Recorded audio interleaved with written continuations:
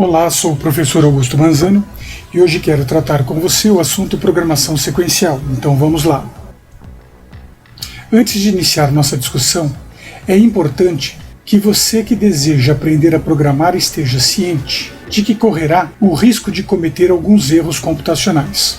Quando se programa um computador, é necessário ter imenso cuidado para evitar o cometimento de alguns erros. Destacam-se nesse sentido 3 tipos de erro, sendo o erro de sintaxe, que é o erro que você comete quando escreve o comando de uma linguagem de forma incorreta, ou o erro de lógica, que é o erro que você comete quando deseja realizar uma ação e acaba obtendo outro resultado. Por exemplo, é solicitado que se faça o cálculo do quadrado e em vez de elevar o número ao quadrado, você acaba multiplicando esse número por 2. Existe ainda o erro de requisito, que é quando você deixa de colocar alguma coisa que era importante dentro do seu programa. Dentro do escopo de ações computacionais, um computador, seja ele do tamanho que for, ele executa 3 tipos de operações, sendo a entrada de dados, o processamento de dados e a saída de dados. O processamento de dados, ele ocorre sobre 2 aspectos. O processamento pode ser matemático ou pode ser lógico. Desta forma, os computadores trabalham com o gerenciamento de dados. E dados são elementos do mundo exterior usados pelos seres humanos para geração de informação. E esses dados sempre representam algum tipo de valor. Lembrando que a palavra valor não tem seu significado direto ou relacionado com números, e sim com qualquer forma de identificação de um conteúdo do mundo externo. Dados usados em computadores devem ser abstraídos do mundo exterior para então serem processados dentro do computador. Os dados podem ser primitivos ou também chamados de dados básicos. Esses dados se configuram por serem numéricos, representados dentro do conjunto de números inteiros ou conjunto de números reais. Podem ser caracteres, quando representam algum símbolo que indique uma letra ou um número ou uma pontuação. Diferentemente dos dados numéricos, os dados caractere ou cadeia, sendo a cadeia um conjunto de caracteres, são usados para representar sequências alfabéticas formadas por letras ou sequências alfanuméricas formadas por letras e números, além dos símbolos de pontuação. Dentro do conjunto de dados primitivos, há ainda os dados do tipo lógico, que representam, por exemplo, as respostas sim ou não, verdadeiro ou falso. Uma variável é, na verdade, uma região de memória do computador que será usada para armazenar um certo valor, que é o conteúdo desta variável, por determinado espaço de tempo. O dado armazenado em uma variável pode ser processado e usado a qualquer momento, sendo que os dados usados nas operações de entrada, processamento matemático e saída são representados por variáveis chamadas variáveis de ação. Já os dados usados nas operações de processamento lógico são representados por variáveis de controle. Além das variáveis, temos as constantes. Constante é a definição de certo valor que não sofre alteração ao longo de seu uso. Diz-se de um valor numérico que não se altera ao longo da ação de um processamento matemático ou mesmo lógico.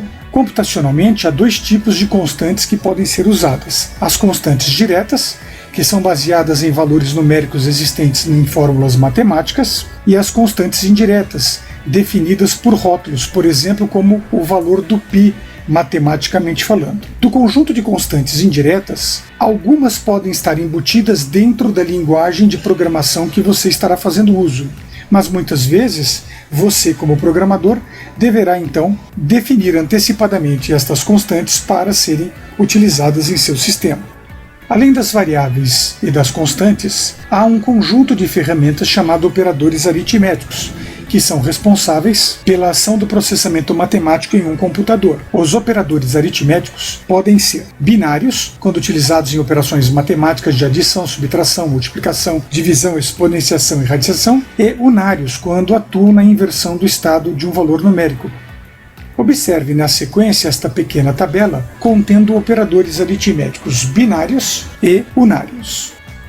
Além dos operadores aritméticos, das constantes e das variáveis, Ao se fazer a combinação dessas ferramentas, trabalha-se então com expressões aritméticas. A expressão aritmética é a relação estabelecida entre o uso de variáveis constantes e operadores, neste caso aritméticos. Expressões aritméticas em programação são escritas de forma diferente da nomenclatura usada na parte algébrica estudada na ciência matemática. Por exemplo, x é igual, abre chaves, 43 vezes, abre colchete, 55 dividido, abre parênteses, 30 mais 2, fecha parênteses, fecha colchete, fecha chaves. Computacionalmente é escrito como x atribuído, abre parênteses no lugar de chaves, 43, asterisco no lugar de ponto, representando multiplicação, abre chaves no lugar de colchete, define-se a barra de divisão, abre parênteses onde era parênteses, 30 mais 2, e aí fecha o parênteses, fecha o segundo parênteses, que representa anteriormente um colchete, e por último fecha parênteses, representando então o fechar chave. É importante notar que a atribuição usada do lado direito da variável x indica que o valor do resultado é armazenado na variável à sua esquerda, ou seja, a variável x. Assim sendo, observe o exemplo da equação de segundo grau, baseado com a fórmula de Bhaskara, onde x é igual a menos b, mais ou menos a raiz de delta sobre 2a, em que delta é a b ao quadrado menos 4 vezes a vezes c. Computacionalmente, delta será representado como delta atribuída a b ao quadrado menos 4 vezes a vezes c. A variável x' é então interpretada como x1 atribuído a menos b mais a raiz de delta elevado a meio. A mesma coisa para x duas linhas como x2. Atente que a definição delta elevado a meio representa a raiz quadrada de delta. Com a possibilidade de estabelecer as expressões aritméticas para o processamento matemático, temos o uso de instruções básicas para a operação do programa. Essas ordens são formadas por um conjunto de palavras-chave que são os comandos da linguagem. Esses comandos estabelecem o nível de comunicação que você, programador, terá com a máquina para fazer com que o computador execute um determinado programa. As instruções comandam o funcionamento e as ações que devem ser executadas por um computador. E aqui temos que atentar para o seguinte fato. Uma mesma instrução para realizar uma tarefa em um computador pode ser escrita de forma diferente dependendo da linguagem formal de alto nível em uso. Por exemplo, vamos ter que executar as operações de entrada e as operações de saída. As operações de entrada, por exemplo, representadas numa linguagem formal de programação como o português estruturado, como o comando leia, para a entrada de dados, ela pode ser representada em uma linguagem formal, por exemplo, como read len, no caso da linguagem Pascal. Mas o mesmo comando de entrada numa linguagem BASIC é definido como input, assim como scanf para a linguagem C, cin para C++, IORead para Lua, console.readline para C#, stdin.readline.expected em Rust e input para Python. Observe que a mesma ação leia pode ser escrita em diversas linguagens de maneiras diferentes. Então, na lógica de programação, você precisa inicialmente conhecer o conceito da ação, entender o que é um comando leia, o que é uma entrada de dados e como esse comando deve ser operacionalizado. A segunda preocupação depois é entender como escrever esse conceito dentro da linguagem em uso. Por exemplo, em relação à entrada de dados, é pertinente ressaltar que ela pode ser definida de duas formas. Uma forma direta, formada por comando e a variável que receberá a entrada, como por exemplo, leia x, ou de forma indireta, onde eu coloco primeiro a variável, depois o comando, como a forma x atribuído a leia. A representação gráfica da forma de entrada de dados via teclado é sempre desenhada da mesma forma, seguindo a regra proposta pela norma ISO 5807. No caso da saída de dados, representada pelo comando escreva, nós temos, por exemplo, em Pascal, o comando write len, em BASIC, print, printf, em C, cout em C++, io.write em Lua, console.writeline em C#, print len com um sinal de exclamação para a linguagem Rust e print para a linguagem Python. Vejamos agora uma demonstração para que você tenha uma ideia de como iniciar o desenvolvimento da interpretação de um problema. O nosso problema aqui diz ler dois valores numéricos inteiros, representados então pelas variáveis a e b, efetuar as operações de adição, subtração e multiplicação e em seguida apresentar os valores dos resultados obtidos. Ou seja, são 3 operações matemáticas, serão então 3 resultados a serem apresentados. A partir deste ponto, temos que pensar no que o nosso algoritmo deve fazer dentro do programa. Primeiramente, eu tenho que entender que o programa será dividido nas etapas de entrada, processamento e saída. E a entrada representa a leitura de 2 valores representados pelas variáveis a e b. No caso do processamento, eu vou efetuar a adição de a e b, atribuindo esse resultado na variável R1, vou efetuar a subtração de a e b, atribuindo o resultado em R2, vou efetuar a multiplicação de a e b, atribuindo o resultado em R3, e a saída eu vou apresentar então as variáveis R1, R2 e R3. Vejamos então como fica o diagrama de bloco e a codificação deste programa. O diagrama de bloco ele é iniciado pelo símbolo terminal, identificado com o rótulo início. Em seguida, coloca-se uma seta apontando para o símbolo de manual input, o qual indica as variáveis que serão executadas na realização da entrada de dados, neste caso A e B. Observe do lado direito o trecho do código em branco. Programa cálculo, var A,B, 2 pontos inteiro, R1, R2, R3, 2 pontos inteiro.